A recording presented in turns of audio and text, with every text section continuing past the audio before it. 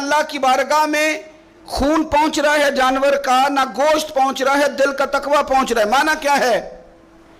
کہ جانور خریدتے وقت بھی اپنے دل سے پوچھنے نا تیرا دل کیا کہتا ہے، نیت کس سے جانور تو لے رہا ہے، تیرا ارادہ کیا ہے۔ اور جب تو ذبح کرے تو بھی اپنے دل پہ توجہ رکھ، تیرے دل میں اس کے لیے کیا ہے، تیرے دل کے اندر تقویٰ کتنا ہے، اللہ کی رضا حاصل کرنے کا جذبہ کتنا ہے۔ اور جب تو اس کا گوشت بانٹے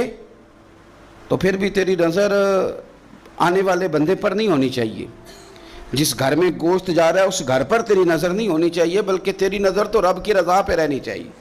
اللہ کی بارگاہ میں جو چیز جائے گی وہ دل کا تقویٰ جائے گا، اپنے دل پر محنت کی جائے، دل کی خواہشات، دل کی نیتوں کو، ارادوں کو صحیح کیا جائے۔